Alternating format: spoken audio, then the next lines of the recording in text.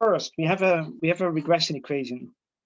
So we have y equals x times beta plus an error term in nature. Yeah. And so this is the model, the theoretical, the shape that we think this relationship has. Yeah.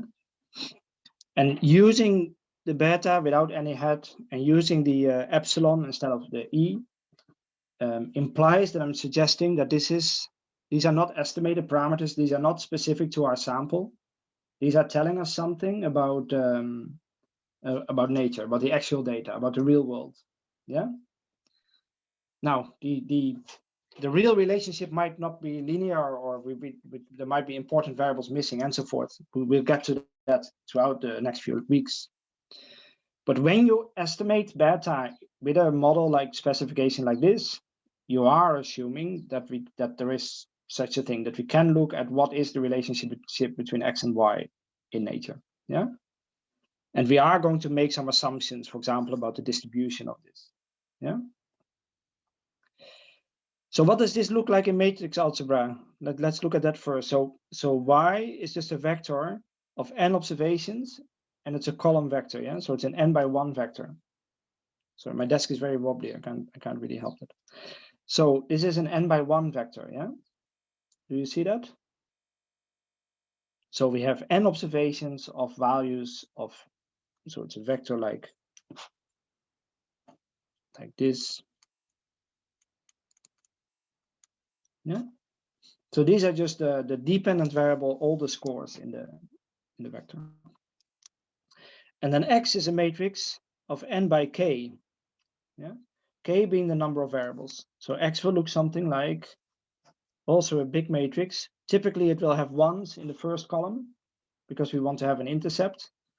And then it has the first observation of the first variable and the second observation of that variable up till the nth observation of that variable. I call it 2 now because x1 is the intercept, I guess. But I don't. Yeah, I just want to get the subscripts correct. And that goes all the way to the first observation of the kth variable and the second variable of the kth variable up till the end variable of the kth, end value of the kth variable. Yeah.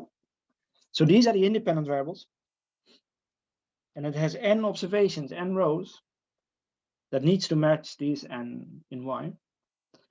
And it has k variables, including the intercept. So in some textbooks, they will say k plus 1 because they don't count the intercept. It's just, well, whatever you decide to do. Yeah, and so that's a matrix. Yeah. And that gets multiplied with beta. And beta is a k by 1 vector. Yeah. So that is beta is beta 1, beta 2 up till beta k. Sorry. Yeah.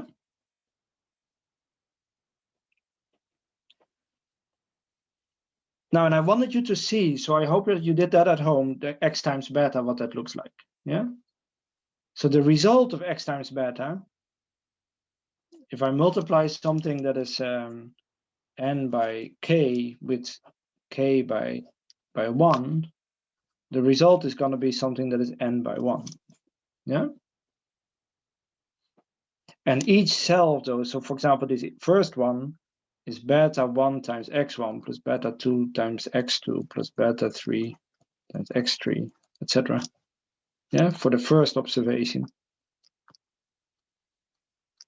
Yeah. And the next row is beta 1 times x. What is it? 2, 1. Beta 2 times x2, 2 plus. Yeah.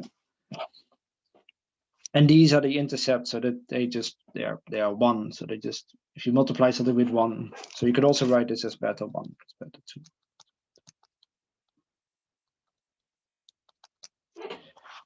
Yeah. So that is what the regression equation probably looked like in Quant 1. Is that right? Right. Then you had something like this. Yeah. That's what you probably saw in our other courses on statistics. And so in matrix algebra, this is writing exactly the same thing. If I write this in matrix algebra, I have written this. Yeah, exactly the same thing. And then we always have the error term at the end of our regression equation there. So that also needs to be here. Yeah.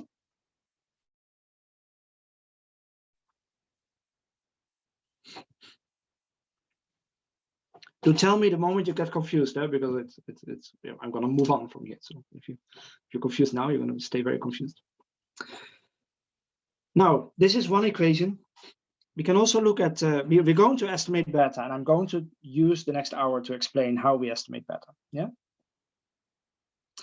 But the first point I want to make is there will be an estimated value of beta.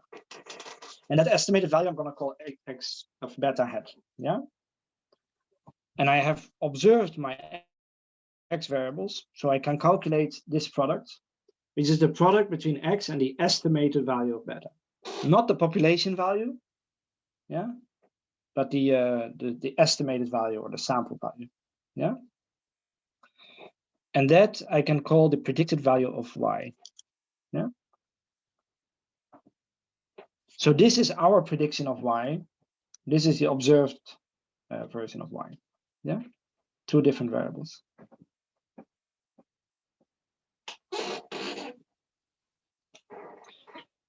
Yeah. And I can also write, so I can write y hat is x times beta hat, or I can write y equals x times beta hat plus the residuals. Yeah. So I use epsilon when I refer to the variation in nature, and I use the e when I talk about the variation in our sample, in our data that we observe. Yeah. Yeah, that's the error term. That's the residual. And the error is a population feature, and the residual is a data set feature in our sample, what we observe. We now have the equation y is x times beta hat plus the residuals. Yeah. And that means I can also flip this around. I can say the residuals is y minus x beta hat. That's just moving moving it to the other side. Yeah. So the residuals is the difference between the observed y and the predicted y. Yeah. And so OLS, ordinary squares, stands for minimizing the sum of squares of the residuals. So we are trying to minimize this sum. I is 1, sorry, so n. This sum, yeah. So I equals 1 at the bottom. Sorry for my handwriting. And in matrix algebra, you would write that as this. That's also in lab 3. Yeah, so you can see that that is a sum of squares. If you take the transpose of a vector and you multiply it with the column vector, you will get a sum of squares. Yeah. And so ordinary squares means minimize this. Yeah. So we will say, but our objective is find beta hat which minimizes. I'm sure I'm now way off the paper. E prime E. Yeah, that's our objective. Yeah. Find the beta hat which minimizes E prime E. Because this is the sum of squares. It's the sum of squared residuals.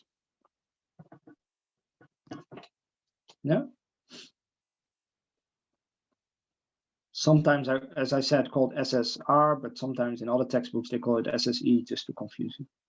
So I told you here that if we want to find a minimum, we need to look at the derivative and then set it equal to 0 and see where we are.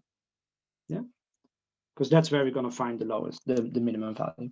We know this is a sum of squares. If you take a sum of squares, it will have this shape. Yeah. So it is if we know it has this shape. Yeah, because that's what the sum of squares does. It's a quadratic function. We want to find the minimum. We have to find that point where the slope equals 0.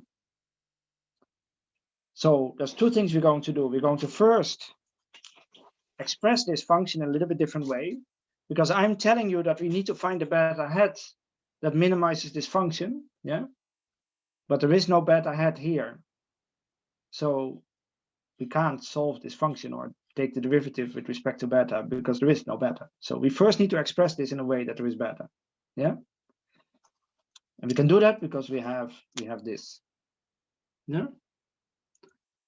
So if E equals y minus x beta hat, then E prime E is y minus x beta prime y minus x beta. Yeah. I'm sorry, I'm gonna, should I keep the heads or not? Anyway.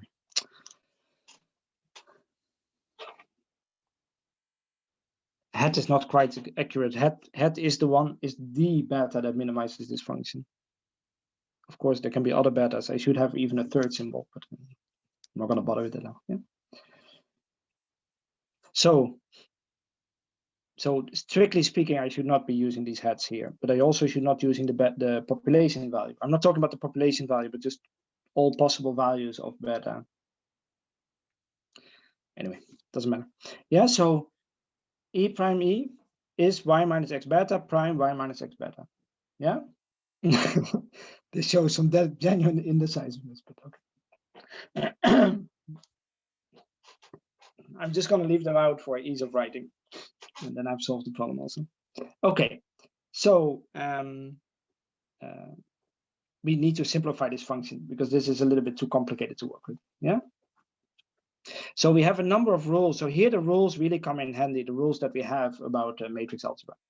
For example, I think we have a rule that says the transpose of a sum is the sum of the transpose. Yeah. If we said the A plus B transpose is the same as A transpose plus B transpose. That rule is somewhere on the slides. Yeah. So that rule we can also apply here. Yeah. So y minus x beta transpose is y transpose minus x beta transpose multiplied by 1 minus x beta. Yeah. That's a first simplification step we have taken. The next one we learned is that if you have A times B transpose, that is the same as B transpose A transpose. Yeah. So for the sum, we can leave them in the same order. For a product, we need to change the order. Yeah.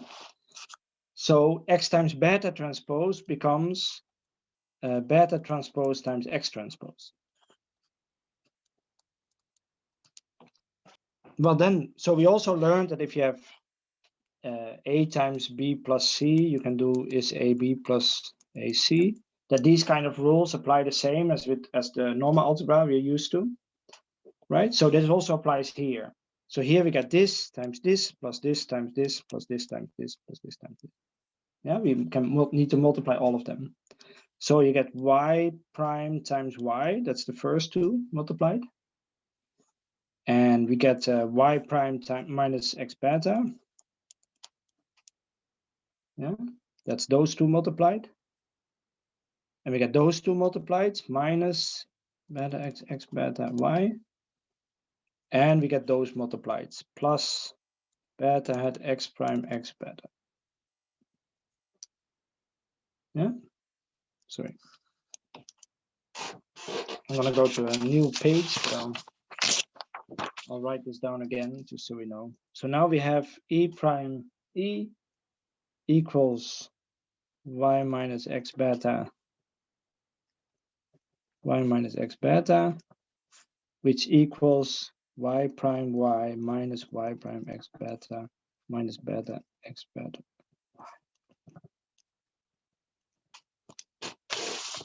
Yeah, there we have the full equation where we are so far. Yeah, so now E prime E is a function of beta, and we can try to find the minimum of this. We can simplify a little bit more.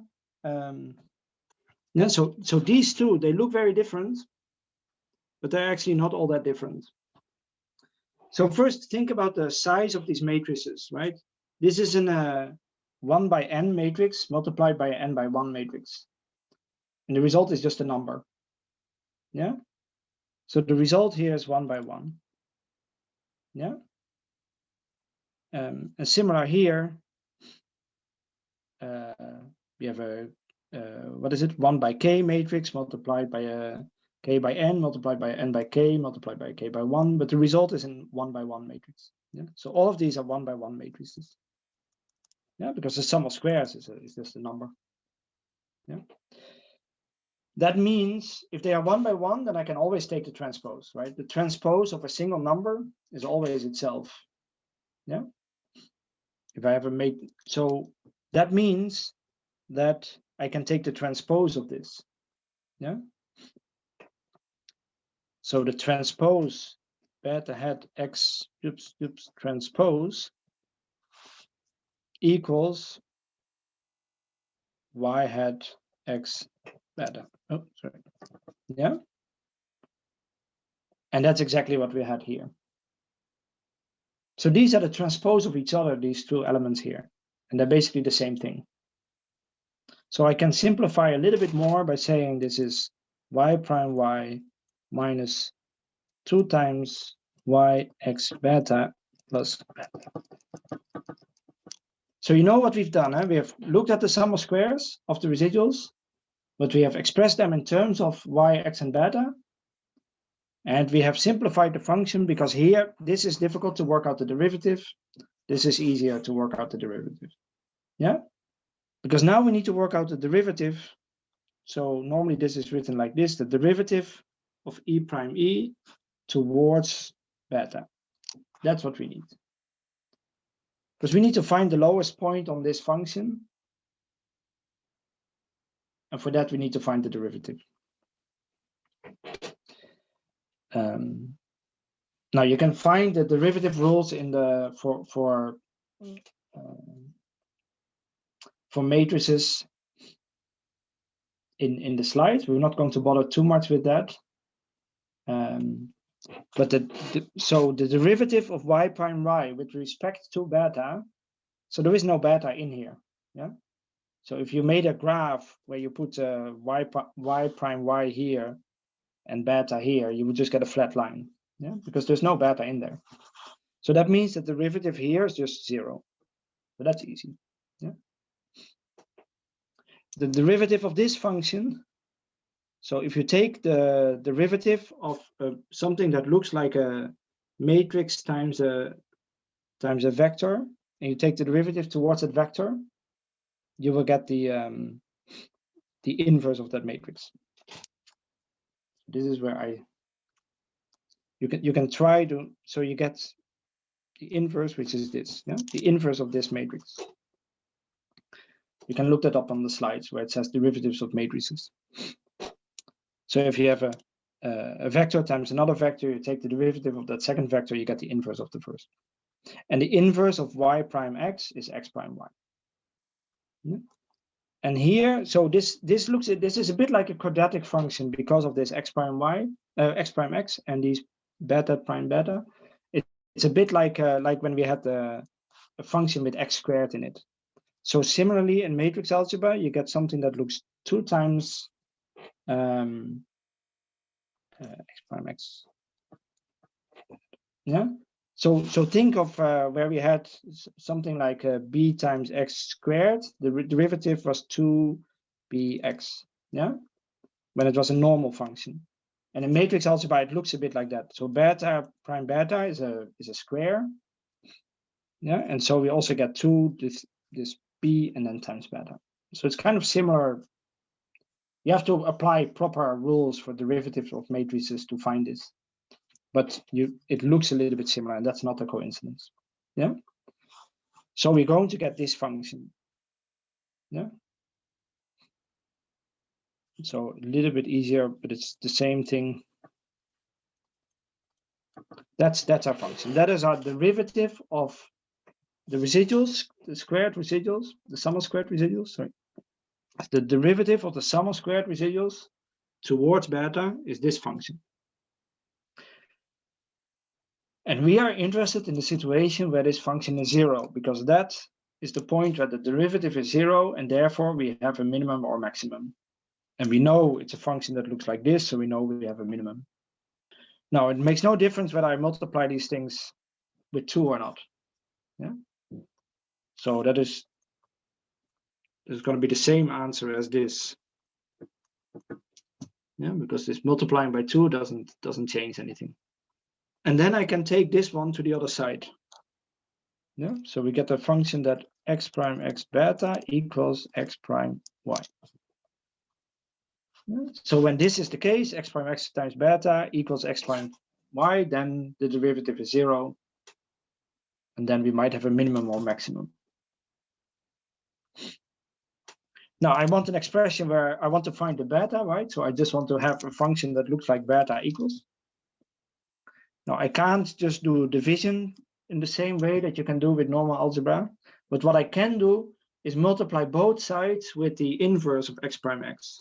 So I'm gonna multiply both sides with x prime x inverse times x prime x beta is x prime x inverse times x prime y. So both sides of the multiplication of the equation, I'm multiplying with the same matrix. Yeah. So I can multiply the left-hand side with x prime x inverse, and I can multiply the right-hand side with x prime x inverse. If these two halves are the same, then they also have to be the same after I pre-multiply them with x prime x inverse. And then the final step here in the derivation is that if I multiply a matrix with its inverse, I always end up with the identity matrix, or just like 1. Yeah. So these cancel each other out. And so then I'm left with beta equals x prime x minus 1 x prime y. This equation you're going to see for this value, this is how OLS works. Yeah. So you can say the beta hat for OLS. Yeah. So ordinary least squares estimated value of beta is this. That is how you write down OLS in matrix algebra. The other thing that is somewhat interesting here is that this calculates an inverse. Yeah. And that inverse is only possible. So we've discussed rank briefly. It's not so important, but rank means that every variable in X is sort of independent of each other. Yeah, they cannot be fully explained by each other. If that is not the case, this inverse just can't be calculated. So it's not that the computer refuses or gives the wrong answer or anything. It just can't. Yeah. So if I have a matrix here where 2 of the columns are perfectly related to each other, this inverse is impossible. The computer won't calculate it, and therefore will not calculate beta hat. What the computer will do is drop one of the variables that is offending and then proceed. So this is one estimate that we need. But the next thing we need is the variance of this variable. Yeah? So we're going to get a matrix that is the matrix that looks like this. Yeah. And this is the variance of the sampling distribution of beta, where here you will get the variance of beta 1 and the variance of beta 2, so the variance of beta k. Yeah, so this is a k by k matrix. Yeah. And of the diagonal, we will have the covariance of beta 1 and beta 2. And here also beta 1, beta 2. Yeah, so we get all the variances of the sampling distribution and all the covariances between the different betas. So we talked about the sampling distribution being something like a normal distribution, right? This is your beta hat, and this is your sampling distribution. But that's not the entire story. It's actually a multivariate distribution. It's a bit more complicated. Yeah. There's also, this is beta 1, there's also beta 2 hat. And they are related to each other. It's more like a multivariate normal distribution. Yeah. Because if you are going to, if you have an unlucky sample where you overestimate a little bit beta hat 1, you're also more likely to get a different estimate of beta 2. I mean, they're not unrelated to each other. Yeah. So if we want to explain the variance of the sampling distribution, we can't look at one number, the variance of one variable parameter. We need to look at the what is called the variance covariance matrix.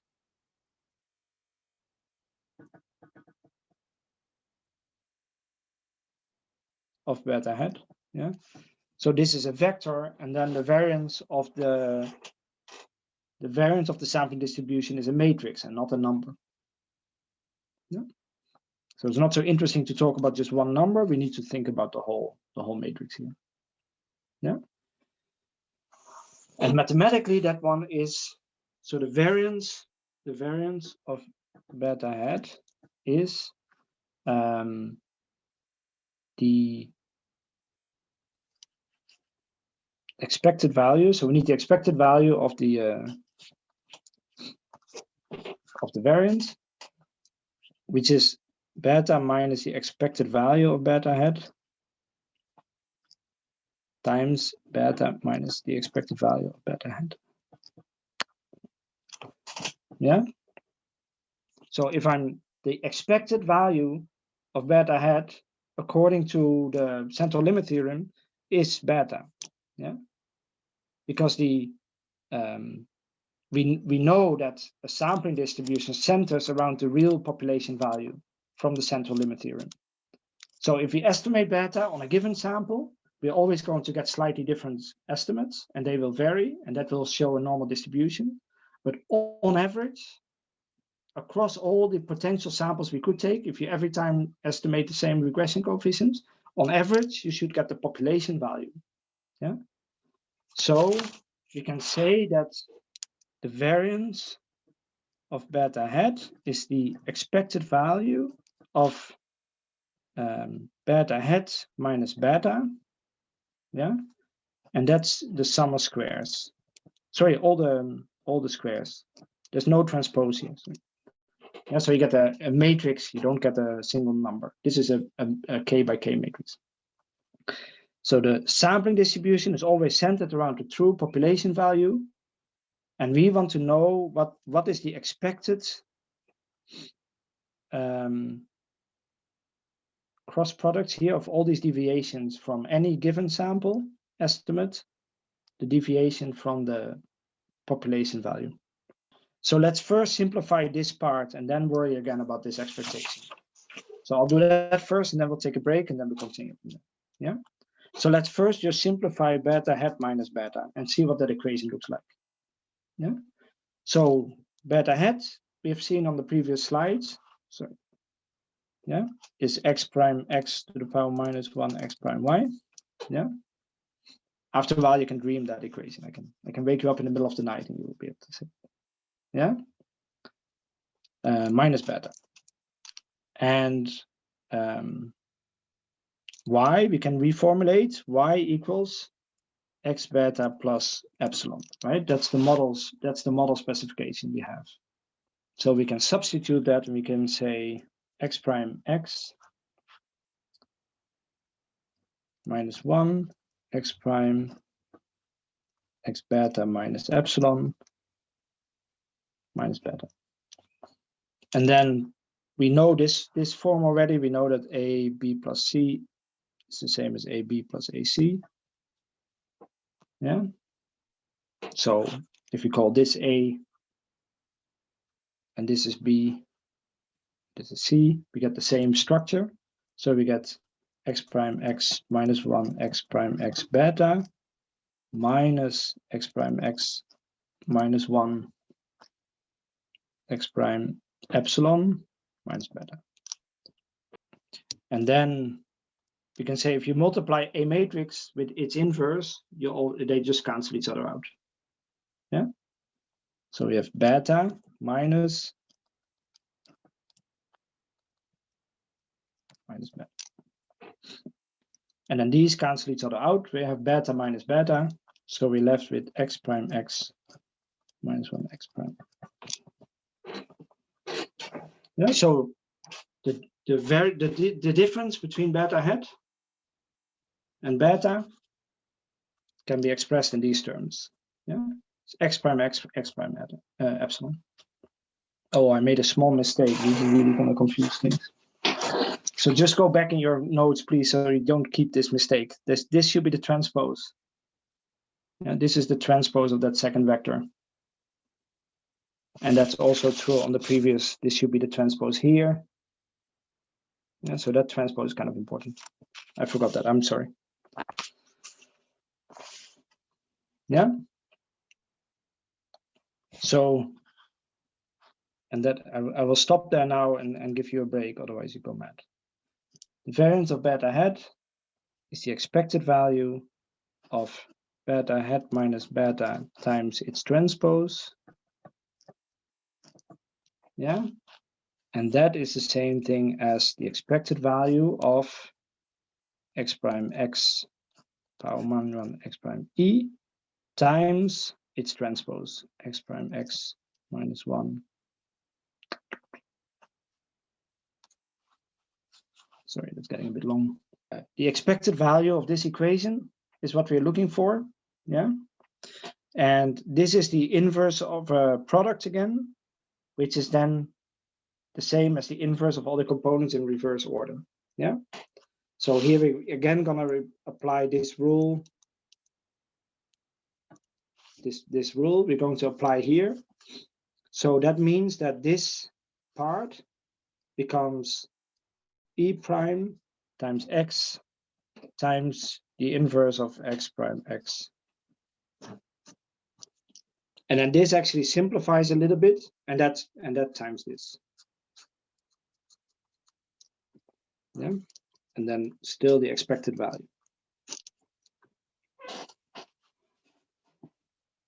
Yeah. And this actually simplifies, so I think it's on the slide somewhere that the transpose of an inverse is same as the inverse of the transpose. I think it is. And the transpose of x prime x, it's a symmetric matrix, so that's just x prime x. Yeah. So this actually is the same thing as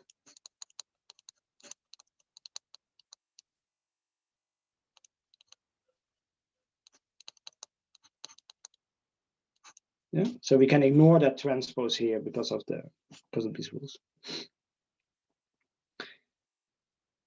So that's quite a complicated expression, and that won't actually simplify all that much. But what is important now is, so we're looking at the expected value. So there are two ways now to proceed. I'm sort of proceeding the more simple way.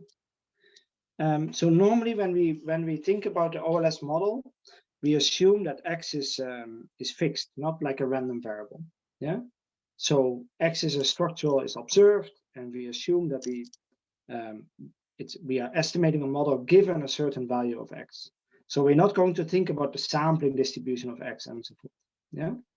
Whereas this is more like a random stochastic term. And the result is that if we talk about the expected value, if you talk about the expected value of something that is not random, that is just a fixed number, the expected value is just that number. It doesn't change. So that means that we can simplify this to x prime x minus 1 x prime, the expected value of e prime times x prime x minus 1. Yeah. Because the x's, they are fixed. They are not the part that is random, that varies sample by sample.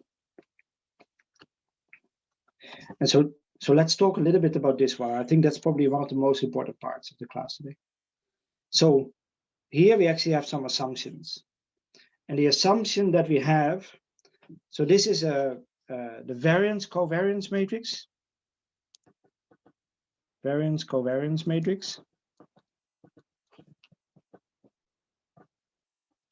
of the error term. Yeah. So we had a variance covariance matrix of the betas.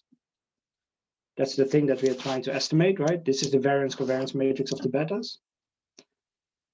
This is the variance covariance matrix of the residuals of the error term. And there we are actually normally making some assumptions when we run regression. And the two assumptions that are relevant here is that we normally assume that different observations are independent of each other. Yeah.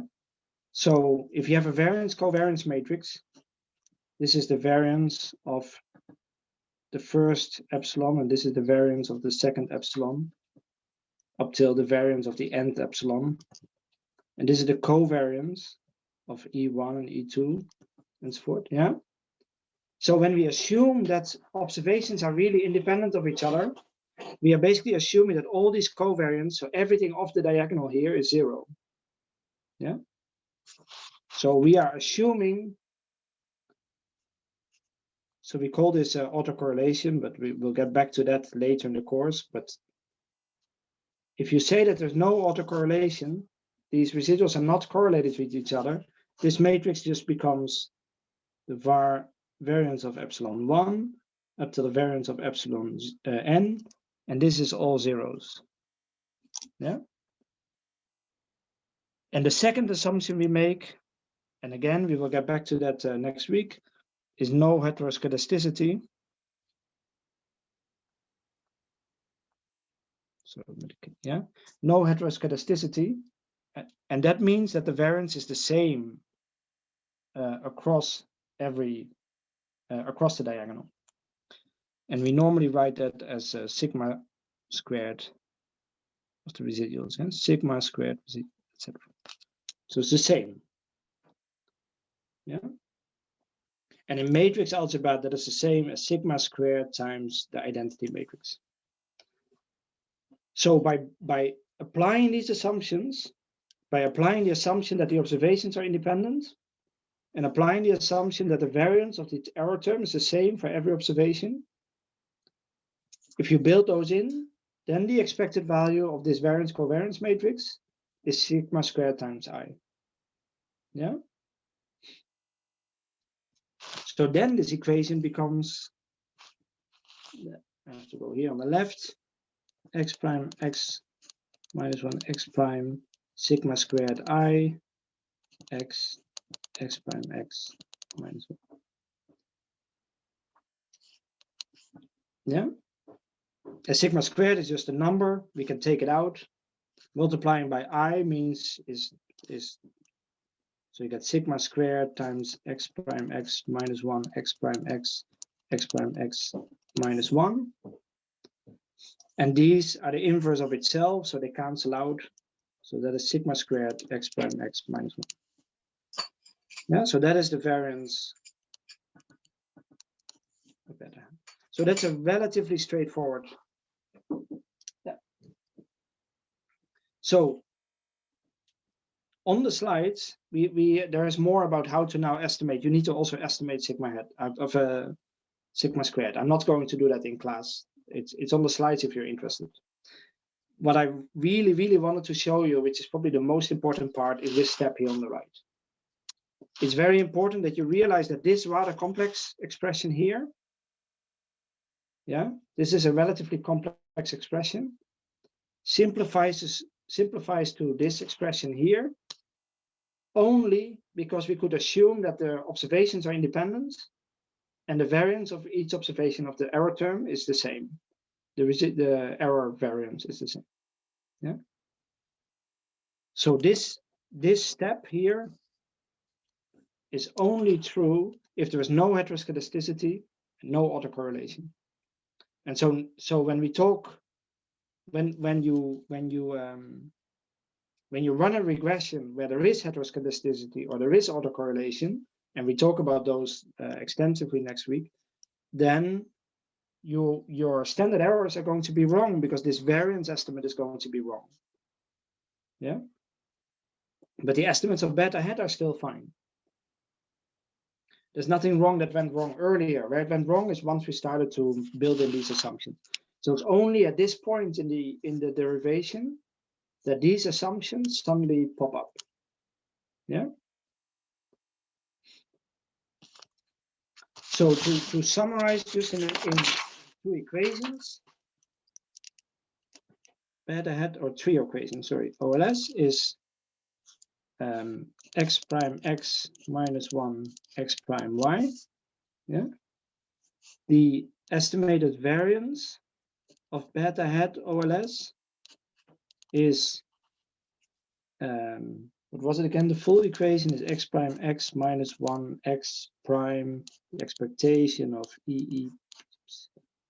x prime x minus 1 And if no autocorrelation and no heteroskedasticity,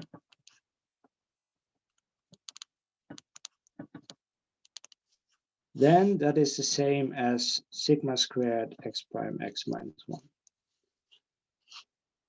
Yeah? And this is what is implemented in R or Stata, etc. Yeah? So this is what is being calculated. This is the variance covariance matrix. So if you take the square root, yeah, so you are probably not used to talk about the variance covariance matrix of beta, but you are probably used to talking about standard errors. So this, but they are the same thing. Yeah. So the square root of the diagonal of this matrix, that is what we call the standard error in regression analysis. Yeah. So this is really almost like, I'll try to make the camera a bit higher to capture it, I guess. Right, that is really sort of a summary. That's why we do the derivations. Now you wonder, couldn't I just have told you right away? But I think it's important to see the derivation at least once to see how we get there. And it's important to understand where these assumptions, where they come in. Yeah.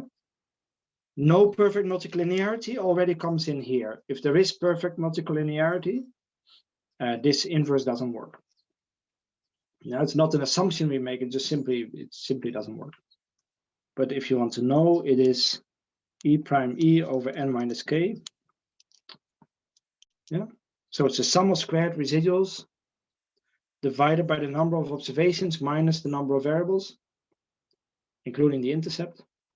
That is the estimated value of sigma squared head. So to calculate this, you calculate the inverse of these cross products, multiply it with that sigma head, and then you have the full standard errors.